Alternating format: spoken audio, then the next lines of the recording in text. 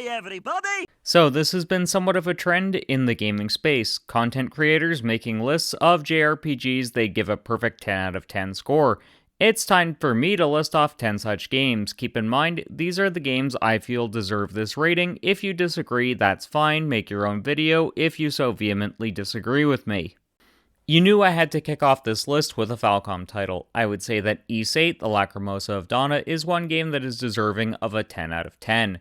This is Falcom at their absolute best. The gameplay is stellar, the music is some of Sound Team JDK's best work, and the story is breezy yet just intriguing enough to grasp you.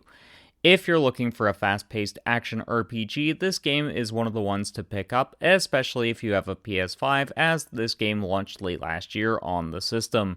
Since it's on basically everything, and even potato computers can run it, this game is worth playing. Honestly, if you're looking for a game to pick up and not have to worry about being confused by mechanics or confused because you missed out on a game or two, this is easily one of the best JRPGs for that purpose.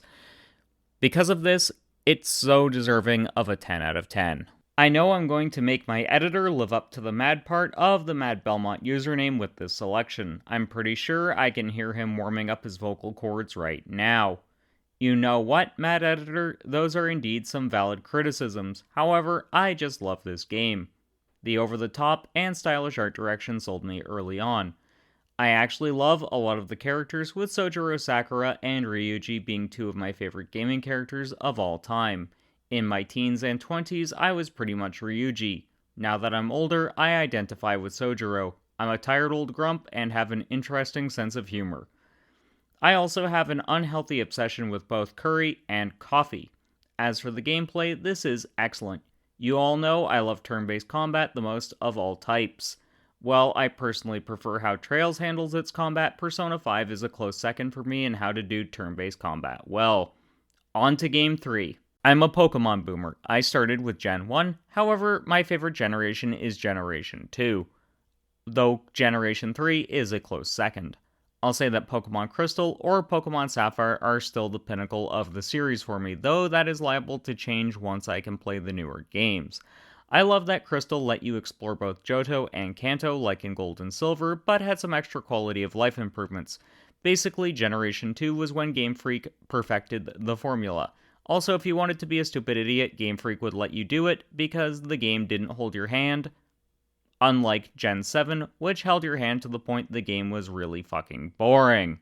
Seriously, Game Freak, add a true difficulty option to Pokemon where the opponents will play smarter.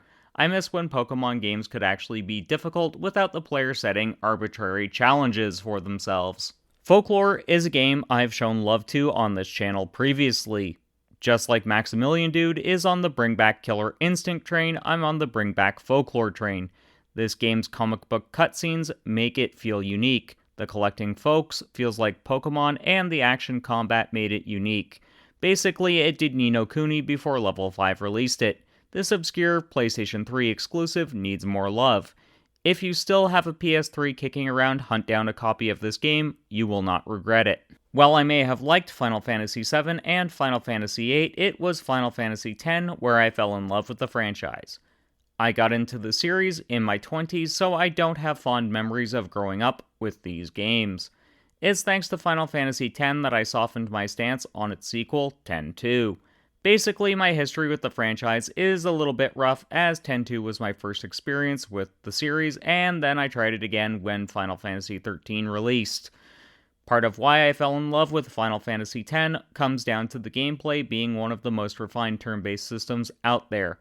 The level system allowing you to be creative in character growth, the music being top tier, and the themes of the story ranging from religious guilt, xenophobia, and other topics that are typically handled in far cruder manners. I would love to see an updated version of the X duology with more modern graphics whilst retaining the great turn-based combat. Normally, I'm just not into visual novels.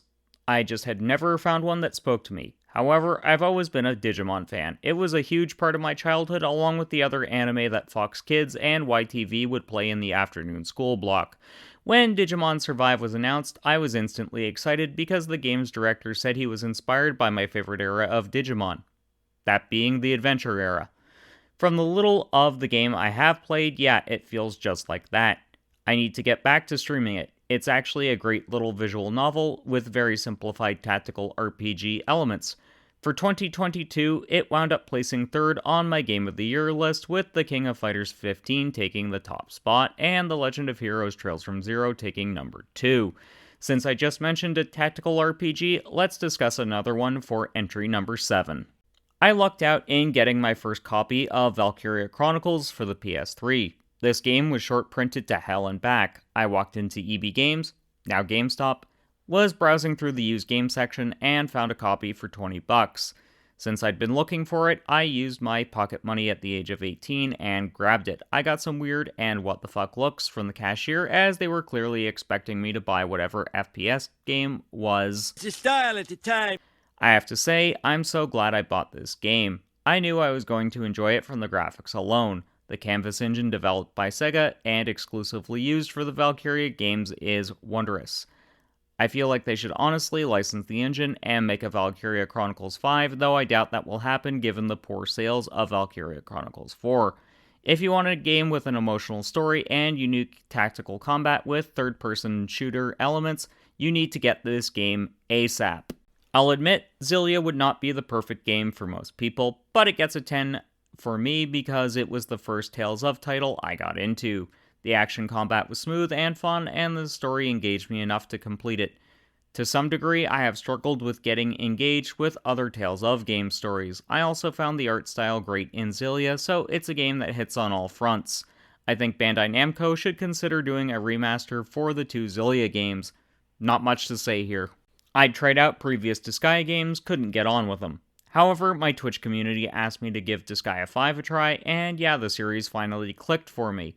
Do I find aspects of navigating the menus clunky? Yeah, I do. But the characters and the comedy alone made me fall in love with Disgaea 5, and the fact it's the final entry to feature the 2D sprites makes it all the more special. So much so, I want to revisit some of the older Disgaea games in the future. I know I want to visit the subsequent Disgaea titles when I get the chance to as well, though they are significantly less charming with the new 3D art direction.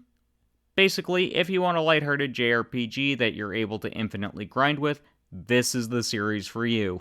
This is my favorite Trails title, full stop. I feel like it's the best balanced, I feel like all of the features add something to this game, and it mostly concludes the arc in which I jumped into the series. The music is perfect, the characters are top notch, the gameplay is amazing. Basically, in my eyes, this is the best example of how to do turn-based combat. In fact, this game is my favorite game of all time, though I imagine Trails into Reverie will top it in the near future. At this point, I think both of my editors are sick of hearing me gush about this franchise. The Trails games are basically my comfort games, though. I at minimum revisit them once a year.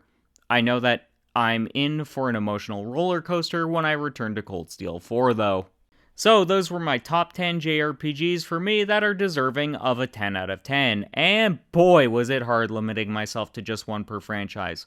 What are some JRPGs you feel are deserving of perfect scores? Let me know in the comments, and don't forget to like and subscribe. 2 of my previous videos will be popping up on screen now. One's a video YouTube thinks you'll enjoy, and the other is my video on where to start the Trails series. Until next time, keep blazing that trail.